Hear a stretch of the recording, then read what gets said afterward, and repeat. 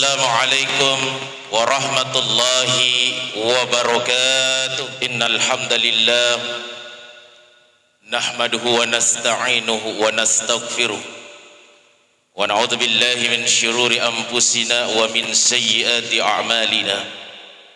May yahdihillahu fala mudilla lahu wa may yudlil lahu fala hadiya lahu.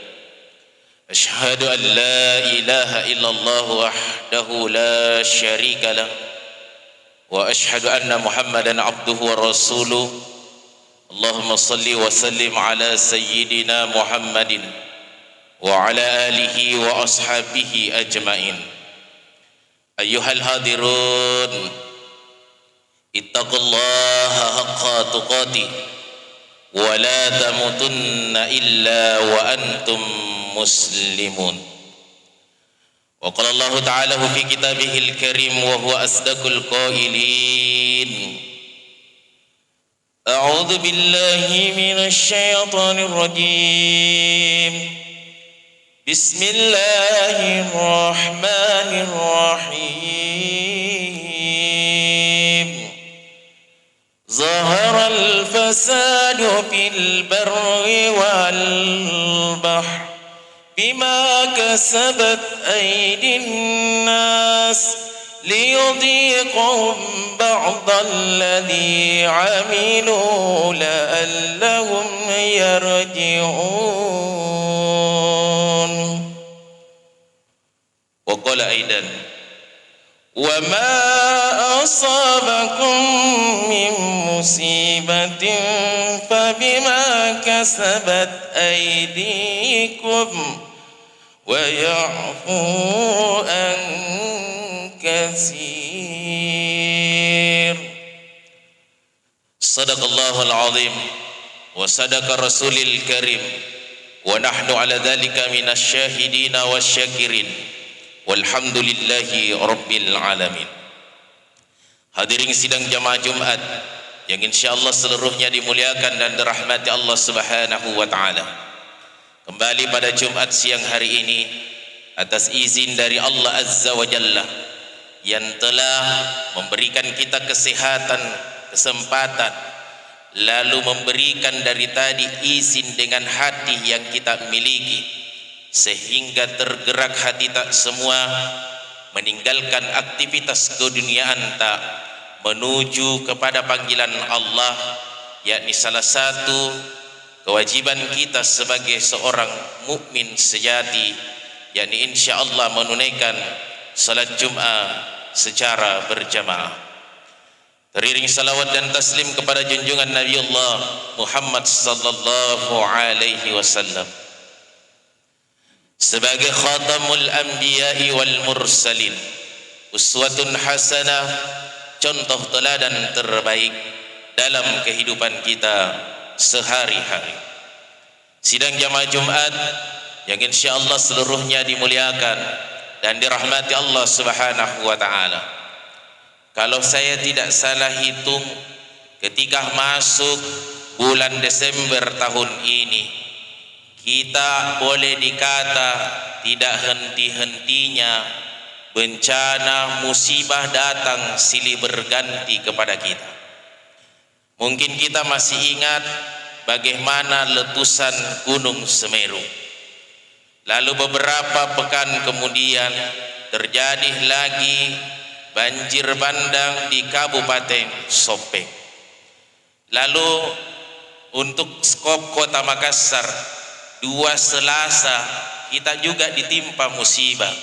Selasa yang pertama yaitu ketika banjir melanda Kota Makassar. Lalu Selasa berikutnya meskipun tidak terjadi di sini, tapi getarannya sampai ke Kota Makassar. Dan baru-baru saja kemarin Masjid Al-Markas Al-Islami dengan beberapa tempat yang ada di sekitar masjid tersebut dikena peristiwa angin puting beliung. Semua peristiwa ini adalah pasti merupakan izin dari Allah Azza wa Jalla.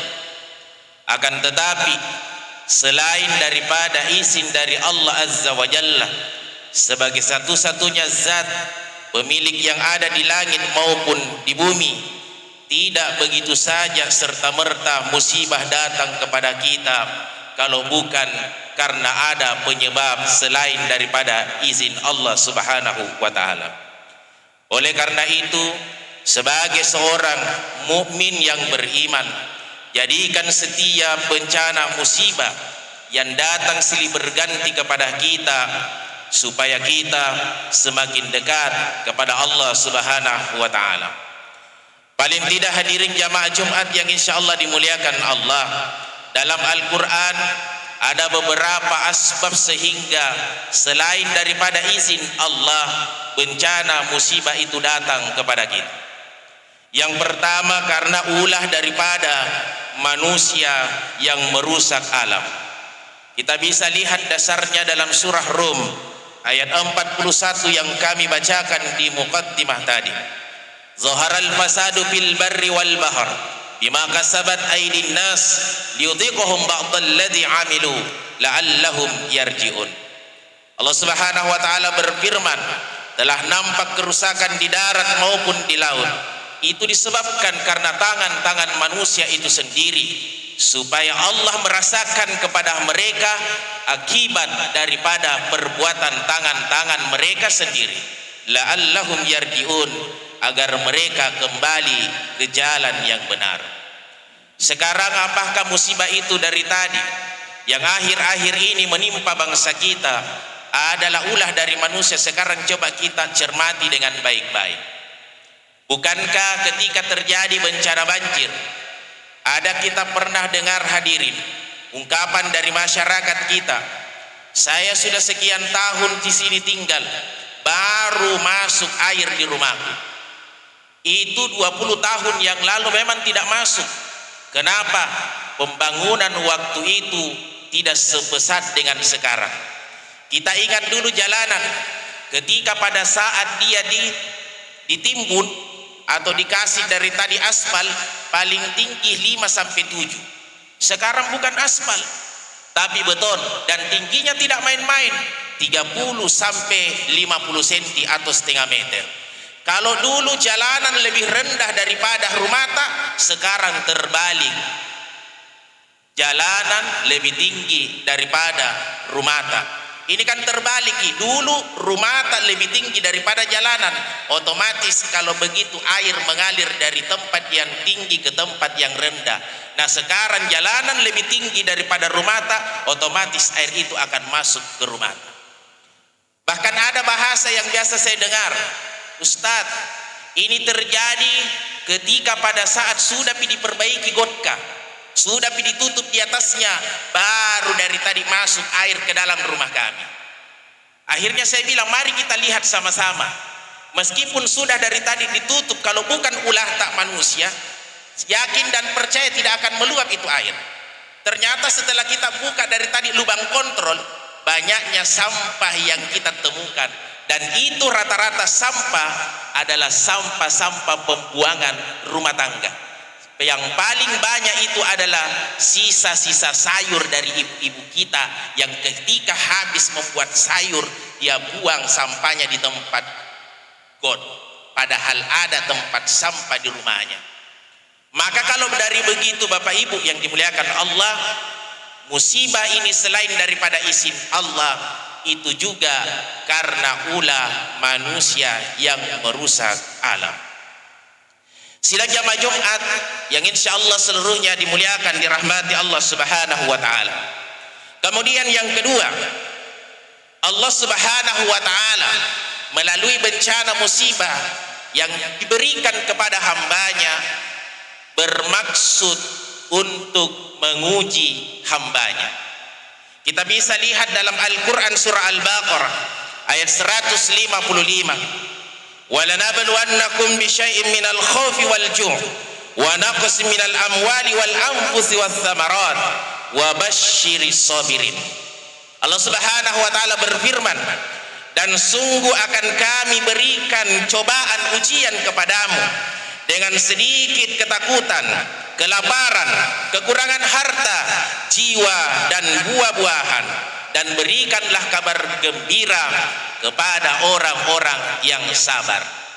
Maknanya, kalau kita sebagai orang beriman, musibah yang Allah berikan selain daripada ulah manusia yang merusak alam, Allah bermaksud dengan musibah itu dijadikan lahan sebagai ujian buat kita. Supaya apa? Allah sendiri sampaikan supaya pertama sabar kita. Ada orang yang ketika diberikan jabatan dia bisa lolos. Ada orang yang ketika pada saat dia diberikan jabatan, kekayaan, lolos. Tapi begitu kena musibah, disitulah kadang dia tidak lolos. Makanya salah satu ciri orang yang beriman adalah ketika pada saat dia semakin tinggi imannya, semakin berat cobaan. Yang kedua, apa gunanya musibah itu diberikan melalui bencana yang Allah berikan? Ternyata Allah ingin tahu siapa yang bisa naik derajatnya, siapa yang tidak.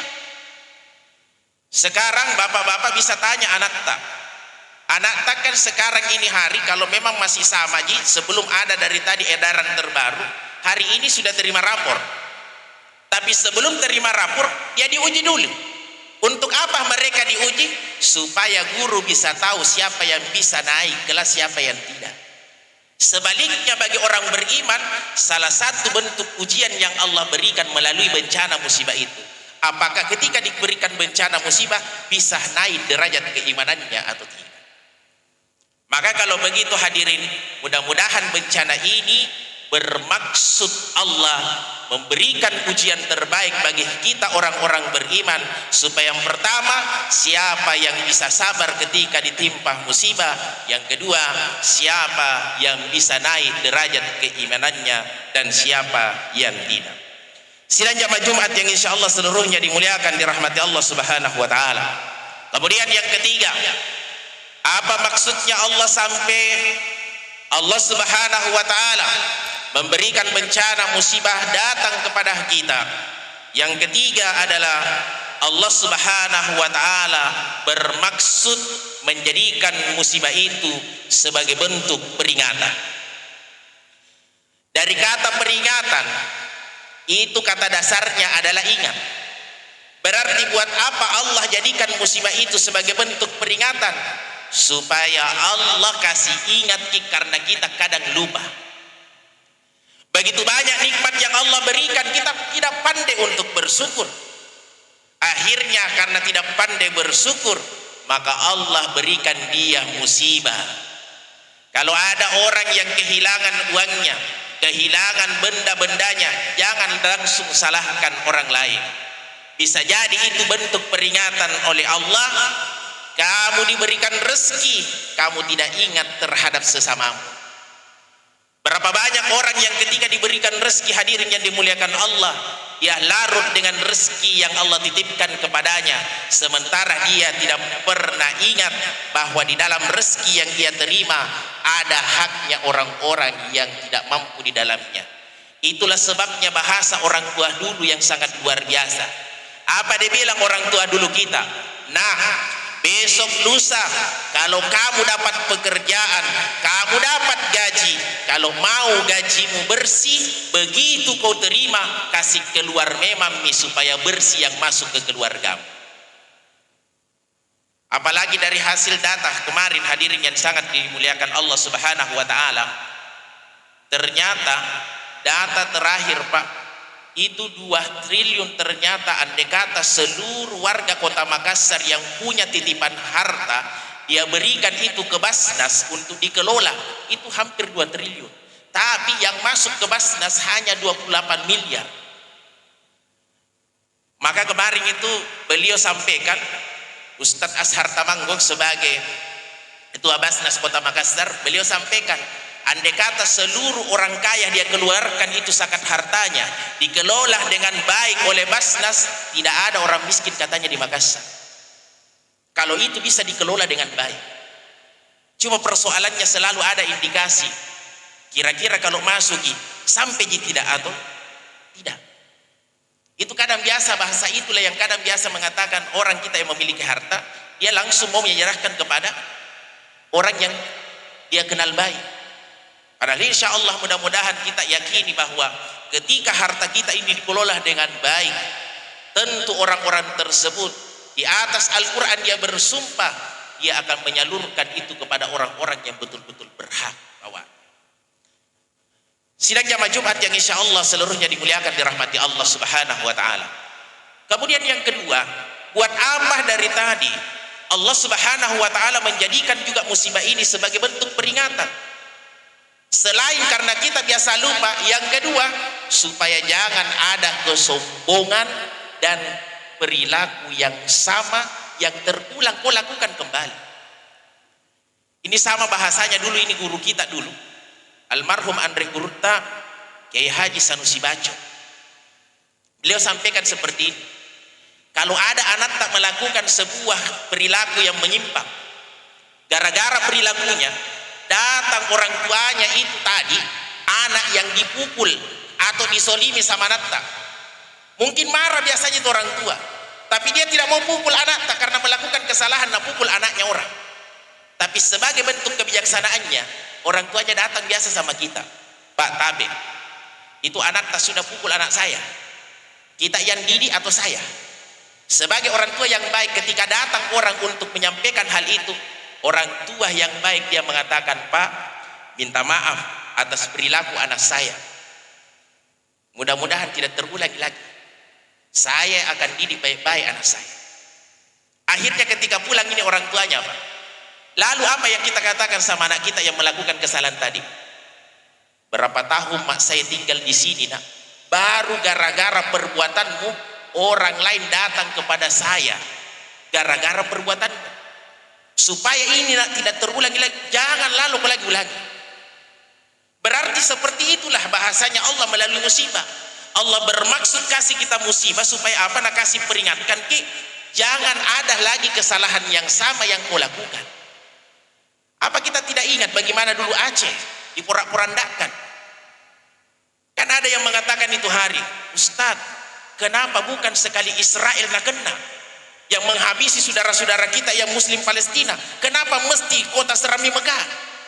Yang kita lihat kota Serambi Mekah, yang kita lihat Pak, itu biasa kulit-kulitnya. Boleh dikata dibilang 99% syariat Islam diterapkan di sana. Tapi sadarkah atau tidak Pak? Di beberapa pegunungan disitulah ternyata ganja ditanam. Belum lagi prostitusi terselubungnya. Kalau dapat katanya itu menurut teman dapat warung yang remang-remang, bisa dipastikan ada prostitusi terselubungnya. Belum kalau yang melalui dari tadi, yang susah dari tadi yang dijangkau oleh aparat itu ketika melalui online. Itu yang susah. Maka bisa jadi malaikat datang melapor kepada Allah, ya Allah, ini tempatmu yang disebut dengan Serambi Mekah. Boleh dikata 99% syariat Islam diterapkan di sini, tapi coba lihat ulah dari hambamu. Mungkin Allah berfirman kepada malaikat, malaikat terlalu kotor nih, kalau begitu sekalian bersihkan semua. Untung alhamdulillah tidak dibersihkan secara keseluruhan, diberikan kesempatan orang-orang yang selamat. Untuk apa? Dia bisa bicarakan kepada orang-orang yang lain yang terhindar dari situ, bahwa begitu dahsyatnya ketika Allah mengingatkan kita. Sidang jamaah Jumat yang insya Allah dimuliakan dirahmati Allah subhanahu wa ta'ala. Kemudian yang terakhir, Allah bermaksud, na'udzubillah min zalik, kalau ini yang menjadi penyebab yang keempat, Allah memang betul-betul bermaksud menghilangkan sekaligus mengazab manusianya. Kenapa bisa hadirin yang dimuliakan Allah? Dua jawaban dalam Al-Quran. Yang pertama karena kafir, yang kedua karena kufur. Kafir, ia tidak lagi mentuhankan Allah. Mana contohnya? Belajar dari Fir'aun laknatullah alaih, mengaku dirinya sebagai raja, mengaku juga dirinya sebagai Tuhan. Datang kasih sadar ki Nabi Musa, wahai Fir'aun, ayah angkatku, sadar ki, memang kita raja tapi bukan ki Tuhan. Apa jawaban seorang Fir'aun yang merasa dirinya segala-galanya? Ini anak tidak tahu berterima kasih. Saya waktu kecil istriku yang temukan ini, ternyata besar momok na bangkang, tangkap ki. Makanya sejarah mencatat bagaimana Nabi Musa beserta pengikutnya dikejar oleh Fir'aun dan bala tentaranya. Begitu sampai ke tepian Laut Merah, apa yang terjadi? pasrah Nabi Musa, lalu dia berdoa kepada Allah, ya Allah, tidak ada yang bisa menyelamatkan kami kecuali atas pertolonganmu. Lalu Allah berfirman, idrib bi'asakal bahri ya Musa, wahai Musa, itu tongkatmu, pukulkan, hentakkan. Begitu dihentakkan tongkat Nabi Musa, terbelah jalanan, lautan pun terbelah menjadi jalanan, sehingga Nabi Musa beserta pengikutnya melewati selamat sampai di seberang. Tapi tak kalah Fir'aun ikut di jalanan itu karena sisa satu jalan untuk mengejar. Begitu pas berada di tengah-tengah, inilah maksud Allah, memang mau mengazab dan menghilangkan manusianya. Lautan kembali dari tadi menyatu sehingga membunuh Fir'aun dan bala tentaranya. Sebaliknya yang kedua, karena kufur, tidak mensyukuri nikmat Allah. Mana contohnya? Masih zaman Nabi Musa. Siapa dia? Namanya adalah Qarun juga laknatullah alaih. Dia selalu meminta kepada Nabi Musa, wahai Nabi Musa, doakan saya supaya saya jadi orang kaya. Kalau saya nanti jadi orang kaya, apa yang diminta oleh agama ini saya pasti akan keluarkan. Itulah ungkapan daripada Qarun ketika dulu miskin. Akhirnya didoakan jadi betul orang kaya. Saking untuk menggambarkan kekayaannya, dia punya dari tadi gudang 10 pintu, satu pintu itu 100 pasukan buka. Begitu dibuka pintunya, berhamburan hartanya keluar, saking banyaknya hartanya, sehingga ada perintah keluarkan zakat. Tapi apa jawaban dari Qarun kepada Musa? Wahai Musa, tidak ada hubungannya dengan Tuhanmu. Ini semua yang saya dapatkan karena hasil jeripayahku. Ini namanya orang lupa, kacang yang lupa pada kulitnya. Tapi kalau saya ada orang seperti ini, bukan lagi kacang yang lupa pada kulitnya, tapi kacang tidak tahu di mana dirinya di tanah. Sudah diberikan kekayaan tapi dia tidak ingat kepada Allah. Akhirnya dia berdoa, ya Allah, kalau memang ini hartanya saudaraku Qarun, dengan hartanya semakin dekat kepadamu tambah, tapi kalau dengan hartanya semakin jauh darimu, ambil ya Allah. Kira-kira mungkin gambarannya yang terjadi pada saat itu seperti yang terjadi di Palu, likupaksi. Tanah dari tadi bergerak sehingga apa yang ada di atas tanah itu dimasukkan ke dalam perut bumi. Semua harta yang dimiliki oleh Qarun, bahkan pemiliknya, Allah tenggelamkan dalam perut bumi. Habis karena kufurnya. Memang Allah ingin mengazab, menghilangkan manusianya. Itulah sebabnya kenapa kalau ada harta penemuan terpendam, kita selalu sebut dengan harta karun. Untuk mengingatkan apa? Dulu ada orang yang diberikan nikmat tapi kufur, akhirnya ditenggelamkan oleh Allah. Semoga hadirin yang dimuliakan Allah, kita bisa belajar dari setiap musibah yang terjadi di sekeliling kita, agar kita semakin dekat kepada Allah Subhanahu wa taala. Barakallahu li wa lakum fil Qur'anil azim wa nafa'ani wa iyyakum minal ayatihi wa zikril hakim wa taqabbala minni wa minkum tilawatahu innahu huwas samiul basir.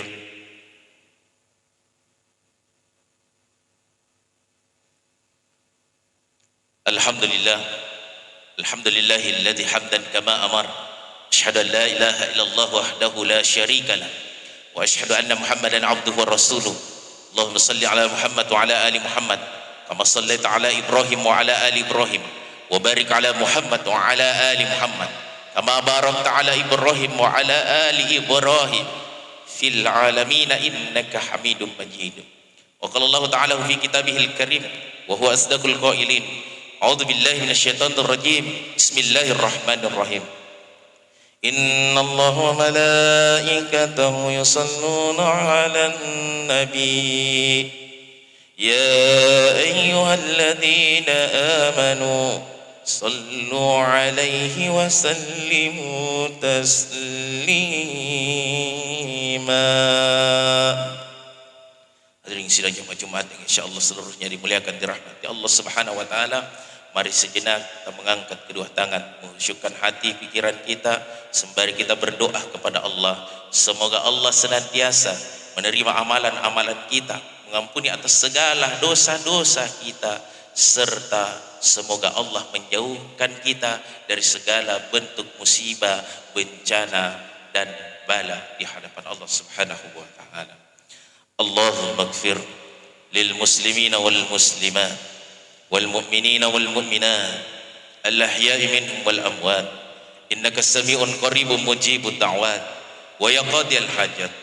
اللهم أرنا الحق حقا وارزقنا اتباعه وأرنا الباطل باطلا وارزقنا اجتنابه ربنا ظلمنا أنفسنا وإن لم تغفر لنا وترحمنا لنكونن من الخاسرين اللهم دفع عنا البلاء والوباء والزلازل والمحن وسوء الفتنة والمحن ما ظهر منها وما بطن عن بلدنا إندونيسيا خاصة وسائر البلدان المسلمين عامة إنك على كل شيء قدير ربنا آتنا في الدنيا حسنة وفي الآخرة حسنة وقنا عذاب النار وقنا عذاب النار وقنا عذاب النار